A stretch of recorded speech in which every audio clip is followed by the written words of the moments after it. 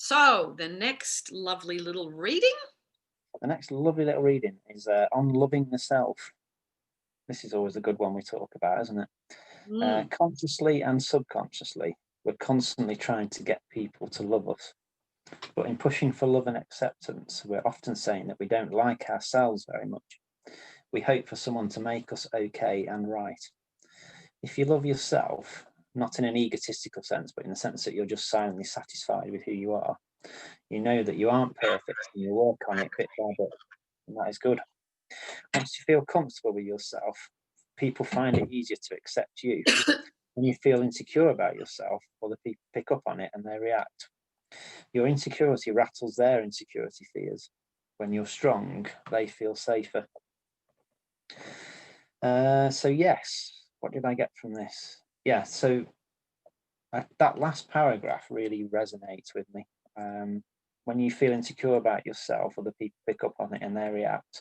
Your insecurity rattles their insecurity fears.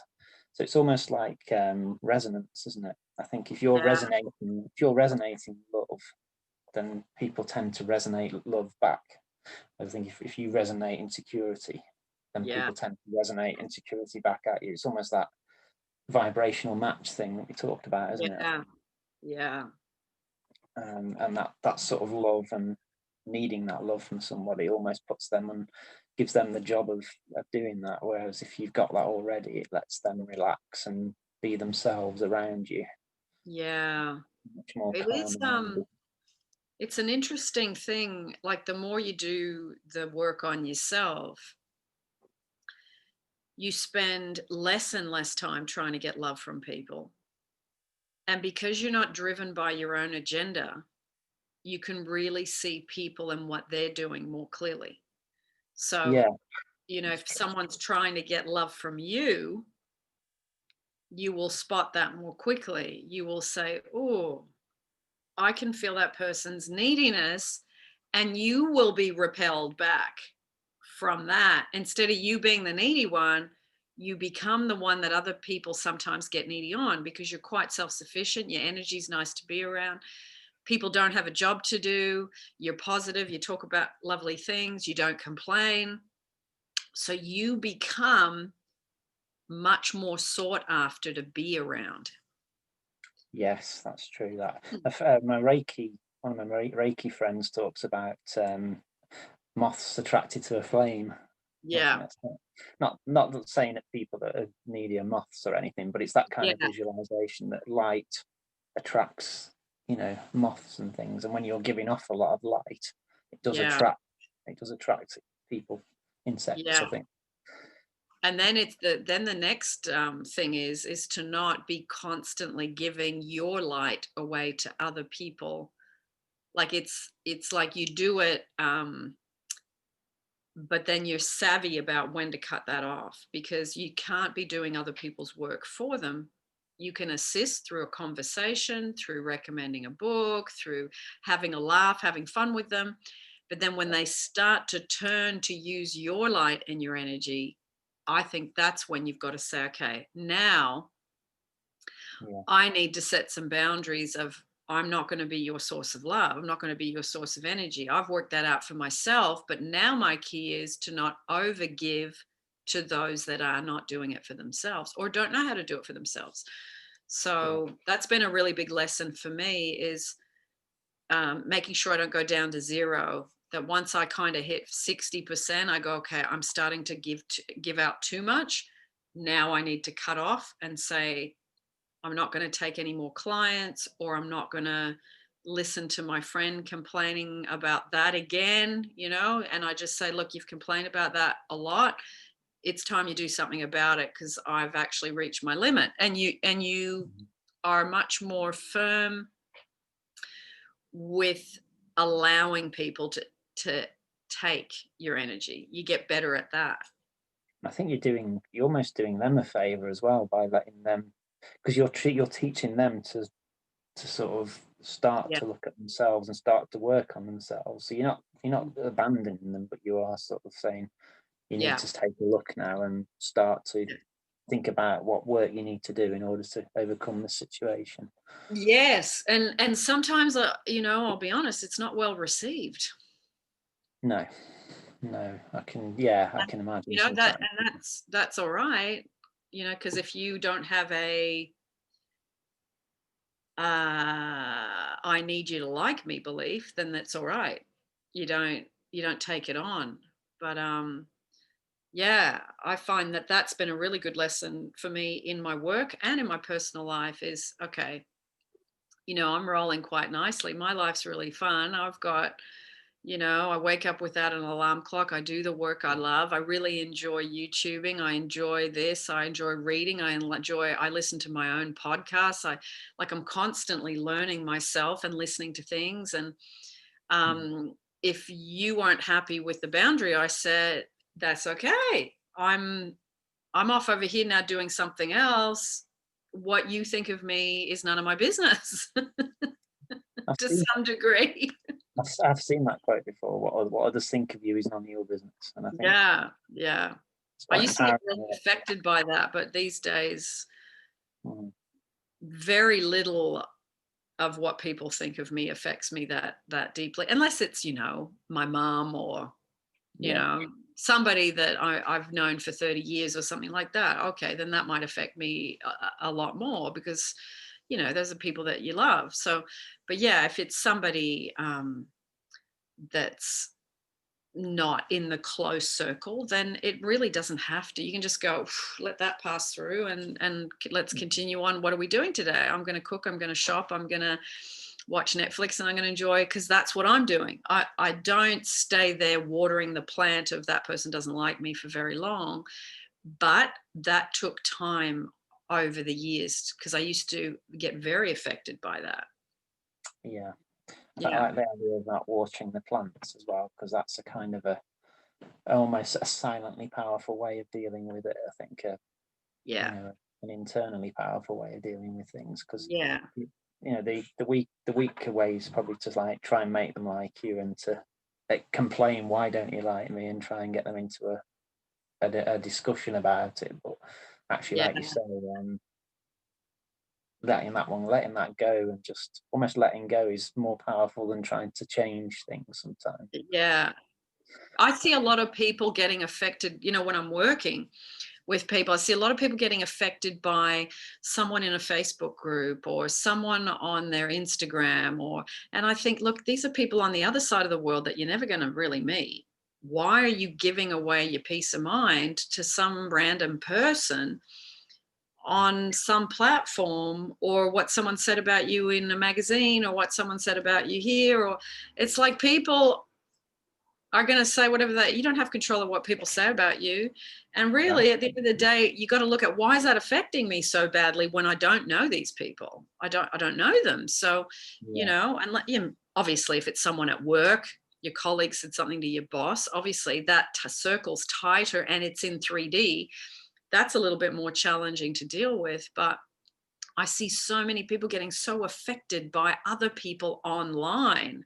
And I think yeah, that's another world, another level that's got nothing to do with your personal life. And you're letting that, and debating and doing all this stuff. Like, I think I find, like, these days, I do zero debating about anything, because it just takes energy that I want to spend watching a good movie. Or, like, people can debate all they want if they enjoy it, but I find that stuff used to take my energy, especially when Facebook was new, and people were just starting to communicate on Instagram and all this yeah, stuff. But it's like, you got to ask yourself, is this really what I want to give my energy to? Because I've only got 24 hours a day, and about 7 or 8 hours I'm asleep, hopefully, if you don't have trouble sleeping. So I've got yeah. 16 hours, and what am I going to give that 16 hours to? Because this is precious and I will never get that time again. Yes, time's very important, and peace of mind is very precious, a very precious commodity, isn't it? I think it's a Yeah. very Protect it. precious thing. Yeah, absolutely. Protect So it. what's Stuart got to say next, shall we? Little Um, Stewie. little Little Stewie. Stewie. Yeah, not to be confused with Stuart Little. That's the little mouse, isn't it? Exactly. So this one on the illogical. Beyond logic and facts and all of our accumulated scientific knowledge, there's the power of spirit, which is often illogical. Things happen that are wonderful and unexpected and that come from nowhere. It's pointless to try to work them out. Each event is a manifestation of your energy, the outward expressions of your feelings that you get to experience and enjoy. It's the energy of spirit responding to you, to what you are and what you've become. Who needs logic to be part of that? You just need energy. So I'm talking about manifestation again there, I think. Yeah. Each event is a manifestation of your energy, the outward expressions of your feelings that you get to experience and enjoy. Yeah. So I know sort of from a scientific point of view now, they're becoming more accepting, aren't they, that feelings are energy and, you know, that quantum physics and all that kind of thing, that thoughts and emotions are energy that actually influence what they call the field. Yeah. And that's quite a fascinating area. Yeah. And you talking about before, in very simple terms, how the energy affects the field or your energy. If you're in a state of neediness, that is the magnet of pushing away love. And it's like it is an energetic field. So those that feel very loved and wanted and secure and that they're a priority and that they're important, that they matter, have people reflecting that back to them. So it's all about you as a magnet. So, and that's a love magnet, a money magnet, and a time magnet. Because I see a lot of the three topics that come up is I don't have enough time, I don't have enough love, I don't have enough money. And once you get into that surrendered, relaxed state, you can let go of that not enoughness feeling and really start to bring up there is enough time, there is enough love, there is enough money. I mean, everybody on the planet has the same amount of time. No one got more than you, and you didn't get more than somebody else. 24 hours a day, 7 days a week, 365 days a year. And as we know, that whole concept of time and the labels we've put on it really is irrelevant. It's just you get the here and now, then you get up tomorrow, you get the here and now, and on it goes and on it goes and on it goes. So it's using this present moment and being in a state of having in a relaxed, because it's like in this day and age, Dan, so many people suffer from anxiety. Like when I was a kid, I never heard about anxiety. Like anxiety is like this word that everybody uses now. I've got anxiety. And it's like, well, that's just I've got fear of something. Anxiety is fear. So you go, okay, I've practiced and become extremely good at fear if I keep saying I've got anxiety, which means you've got repetitive, habitual, negative thoughts that amplify that feeling.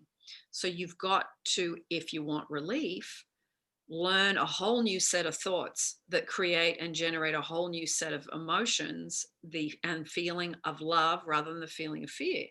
So, you know, you got it, it's so possible to practice and get good at that once you understand the mechanics of what you're doing, and stop affirming I have anxiety is a very first step, I think. Stop affirming that I'm anxious, I have anxiety. Okay, so you've said that a lot. What about you know what, I'm really peaceful, I'm really peaceful and calm. What about start affirming that I feel really relaxed, I'm calm, I'm peaceful. What about practicing that as the bulk of what you do to your own self, and then the outside world starts to reflect that back to you. Yeah, no, absolutely. Stuart Wilde talks a lot about what he calls ethereal energy, or your etheric field. Yes. And we assume that sort of our energy is just in our immediate vicinity.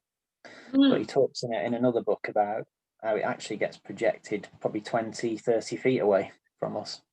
So we're actually, it's a much wider field of influence than we think as well. Yeah. It's a strong energy. And he talks about when some people walk into rooms, you can almost feel their energy as they walk in. They've got this sort of this magnetism about them. So he actually says the word magnetism and gravitas, as it were. Yeah. And I think that's why people go to see gurus, they go and see motivational speakers, they go and see Esther Hicks in auditoriums, they go and see, you know, if you like Anthony Robbins or you like Wayne Dyer. I mean, he's now passed away, but people would go and see these people because they felt good to be around. Yeah, and when you think about it, there are people like that in your life, and it's like you're with them and you can't quite put your finger on what it is. Well, Yeah. you couldn't until you understand it. Obviously now we understand why, but at the Yeah. time I've looked back and I've thought, what is it about that person? Some people just have something about them. That's what people say, isn't it? Yeah, they Can't put your do. finger A on what it is. presence. It's like Yeah. a presence of, you know, I find like if I'm watching YouTube, and I don't watch YouTube that much these days because when I'm off, I like to go and do something else. But when I do choose to watch somebody, before I listen to what they're saying, it's like I go, what's the presence of them? What do I feel from them? And my first thing that I look for is, does this person need to be heard?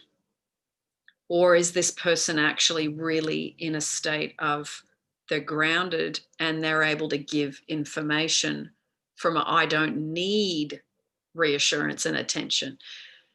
That's my first thing that I check out before I listen to what they've said. I mean, you're listening for the first minute or two, but my thing is, I'm not so much listening to the words, I'm feeling for the presence of them. And I think Dandapani is the one I can think of that he's instantly drawing me in because he's got a presence of being grounded and he doesn't need you to listen. He doesn't need to be heard.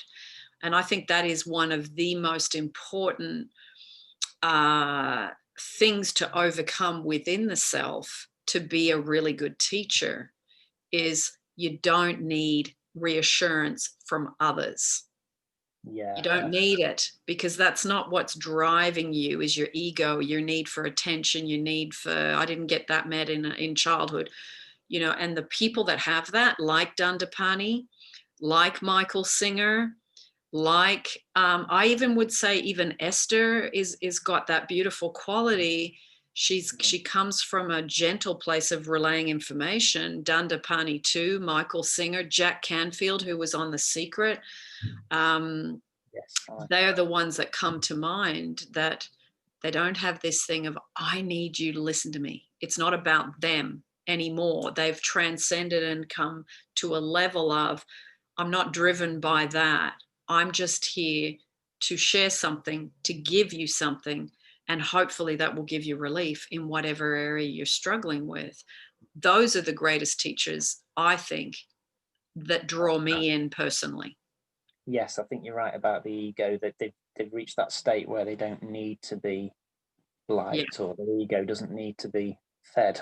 So they're coming at it from a giving side rather than a needing, I need you to listen to me kind of side. Exactly. And whenever you get on YouTube or you watch any type of self-help, anything, I think using that as a benchmark is what's the vibe of this person before they relay any information? What's the presence of them telling me? Do they need my attention? Do they need my reassurance? Are they looking for something? And, you know, I think people can be in a needing reassurance state in the beginning, and then over time they grow spiritually, emotionally, mentally, and they get to the point where they let that go. So you can see people that did things like 5 years ago on YouTube, and then you see them now, and then you see that evolution of they've let go of I need you to listen to me. I'm actually here because I need something from you.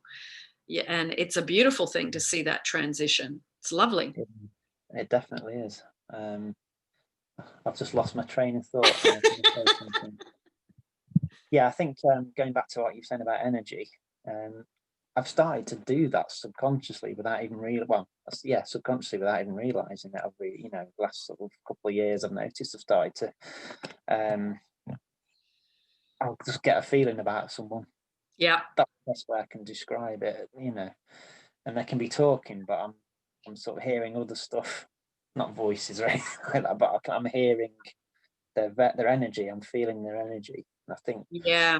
Stuart again talks a lot about energy and training your mind to look at the person and to really observe the person and feel their Yeah. energy.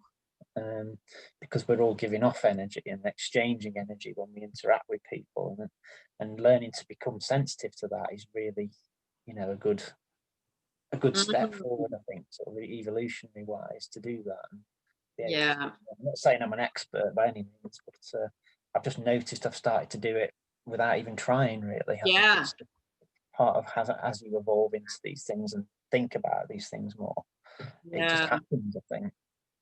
I think it does, Dan. The more you read, the more you learn, the more you're working on your self-love, your self-worth, your inner confidence, you know, those things you can become more quiet.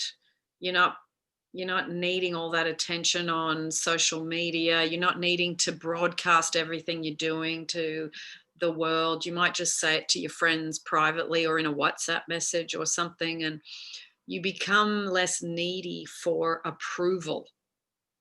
Yeah. That's a wonderful thing, to no longer need approval from others. It is a freeing thing beyond words. Yeah. So yeah, you might put something on Facebook, but you're sharing it because you enjoyed it rather than you sharing it because Yeah, you need everyone to say, look, well, wow, what exactly. Or look at this amazing place I went to. For those of you that are looking for something fun to do, I highly recommend it. So you're sharing from a place of joy and a place of fun, but you're not there, taking a selfie going, oh, look at me, in front of this amazing mountain. And you can't really see the mountain because you're so focused on getting yourself in the photograph. yeah, they got You this let thing go now of where that type of behavior. you can enlarge your eyes like that, can't you? Make them really. I've seen those pictures on the. I thought it's like a hobbit. Oh, it's like a hobbit. Yeah. I think you Oh, can do that, God. can't you? You can. Obviously, Yeah. just every now and again. Like, it's quite funny. Yeah. Yeah. Yeah. Well, So let's do one more, Dan, because one more. let's do one more. Yeah. I could go all day here. I know, it's This is really lovely. good, and I'm enjoying it. It's It's like really being great. at our own private little library, with the Yes. Yeah. big letter, the ladders that move across so you can get those books up high, and you got the big Yeah. leather chair. It's like we're in our own little library today. Yeah. Harry Potter's library. Yeah. So this last one, which is quite a nice one to finish on, I think, on abundance. So he says, I want you to expect that things are going to sustain you. Why shouldn't they? Life sustains itself. Get used to beginning to work with your feelings so they express a powerful energy, a feeling of abundance. That feeling of abundance has nothing to do with how much money you've got. Abundance is saying, I feel rich in my feelings. I feel rich in the friendships where I have love to offer. Have a good mind. Feel abundant in nature, in the naturalness of all things. Feel strong, and never mind if you don't have much money right now. Create energy and feel abundant. That's the secret to turning things around. So I think that goes hand in hand with learning to live in like simplicity and gratitude. I think gratitude, especially. I think I've learned. I don't know about you, but I've learned to sort of appreciate the simple things in life. Yeah. Like sitting outside in the garden, listening to the birds, listening to the wind, or you've got a Yeah. nice cup of tea, Yeah. your favourite tea or your favourite cup of coffee, or going out for a walk in the woods and just appreciating, the beauty and all that kind of thing, and the peace, or going out and camping and just enjoying a nice bit of food and a book, while you're Yeah. listening to the rain. It's them kind of things, I think, that generate that feeling of gratitude and richness in simplicity. I agree. And you notice those things more as you become more grateful. You're not just going, oh, I'm grateful that someone gave me £100 for my birthday. You're going, oh, I'm grateful I've got £2 in my wallet that I can give it to the homeless guy. You're Yeah, noticing the smaller things. You're noticing, like you say, the things that are free, the wind, the sun, the being out in nature, the trees that the thing I love about trees is they don't need attention. They don't need to go on social media. They don't need to say, look, I'm yellow, now I'm orange, now I'm red. They just do things quietly and with no Yeah. need for attention. And they remind me of just live your life and bloom. But you can do all this stuff quietly, and it's just for your own savoring enjoyment. There's no need to do anything with it apart from enjoy it. And that means you really capture the moment Yeah. in the moment, because you're not looking to broadcast it anywhere. You're in it fully for the full experience, not, oh, I'm going to have this experience 20%, but then I need to take some photos so I can show so and so. You fully live in the moment and you fully appreciate and enjoy it, which means then you can feel more grateful, which then goes out. Yeah. And then you Correct. attract more and more and more things that bring you the experience of being grateful. Yes, I think that's like a richness in itself, isn't it? I think the more Mm, the less you can, the more you can be happy with less. It almost yep. attracts more pleasurable experiences. And So true. The more you can be happy with less. And that's not saying you don't desire more, you wouldn't, enjoy more, but you yeah, are very much, rather than trying to get what you like, you're liking what you have. yeah, and Yeah. a lot of them talk about that. A lot of the the Yeah. spiritual teachers, as it were. I think Yeah. Wayne Dyer is quite into all that kind of thing as well. Yeah. Yeah, Yeah. It it's sets you almost like free from dissatisfaction. It sets you free from your own dissatisfaction. yeah, which then attracts more pleasurable experiences. Yeah. Exactly right. So thank you Lovely. for today. That Thank was you. lovely. What a nice little book. And Yeah, you and I are in the same time zone at the moment, so it was easy to catch up and share. So thank you for bringing that to us today, Dan. I love yeah, the calm and gentle conversation. It's wonderful. yeah. So Same. I will put the link down below for that book. And if you send me anything else we talked about, I can put the links down below. If there was anything in particular, you mentioned something and I thought I'll look that up. Oh, Stuart Wilde on YouTube. If you've got any Yeah, favorites, send them to me and then I can add them in. I will do. There's a really good one on miracles, which is Cool. really worth a listen. So I'll send that over. Beautiful. All right. Definitely. Do you want to say bye to everybody and then we'll say bye in private?